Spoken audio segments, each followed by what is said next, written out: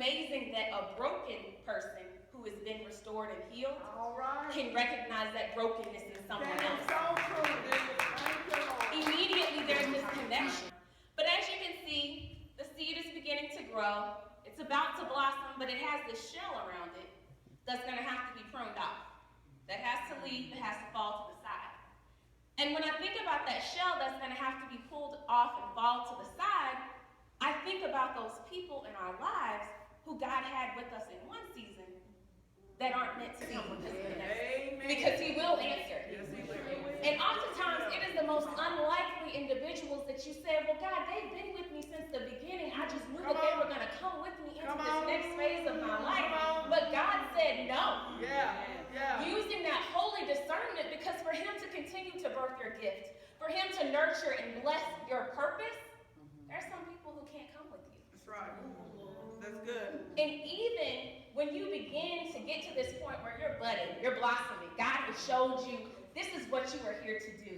You want to speak about your dreams and talk about the things that are happening in you. Well, there will be people who will tell you who you won't be, why you can't do it, and how you have never been this, so you can't ever be that. Right. Yes. Those are the people that leave and exit stage left at this point in your life. And that can be your boo, your boyfriend, your husband. I mean, it can be a lot of people in your life that will naysay to you. And it can even be family. And that's tough. That's tough to say, I've been riding this road and I wanted for you to believe in me and to tell me I can make it.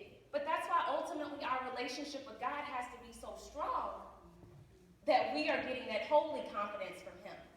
And sometimes that also means that everyone can't handle your dream. When we feel that we are there, oftentimes if you get full of yourself, you can forget that time when you were a seed and you were going through the water. You will forget the people that had to fall off from your side so that you could continue to restore your confidence. That's good. As you stand in the light that's shining on that plant, to me, is also a light of exposure. Right. Because for God to have brought you this far, and one thing that I really had to learn was that there was a point in my life where I felt like this was God's will, and I was walking in it. And it was my purpose, and it made me happy, and I was pretty comfortable. And I should have known when I was comfortable, it wasn't where I was supposed to be. And God's will was right over here. And a lot of times we think that God is going to meet us right here. Or even a little bit right here. No. God remains the same. His purpose for you is true. And it's not dictated by how we feel in the moment or by our comfort zone or our comfort level. I had to learn, and I had started writing a book about 3 years ago. It felt good. I was giving advice. I was telling people how to live their life on purpose and all of these great things. But God told me in December of last year, you need to tell more of your story. And I said, well, God, why do I need to tell that?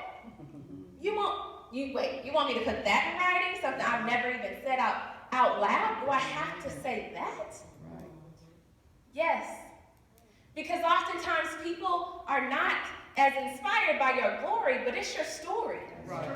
Right. Everything that I am, God made me. Yeah. And everything that I have, God gave me. And to truly give honor to that is to tell your truth and to stand in that light of exposure. Yeah. It's difficult, it's uncomfortable, it can be painful, but as you saw from even the other speakers today, you connected with them because they shared their truth.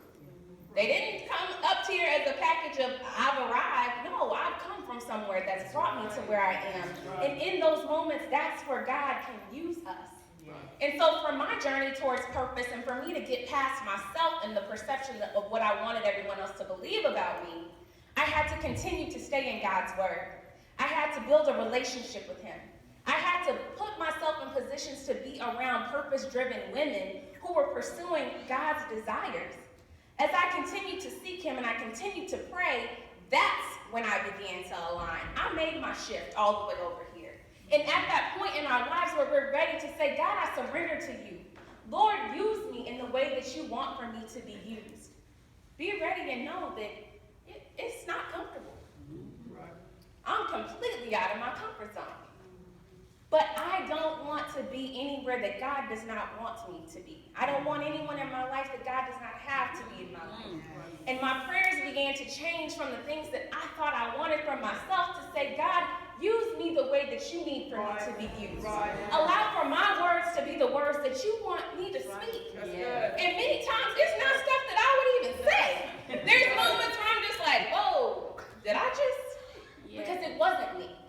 We have to position ourselves in a posture of prayer and in relationship with God to allow for him to use us in unimaginable ways.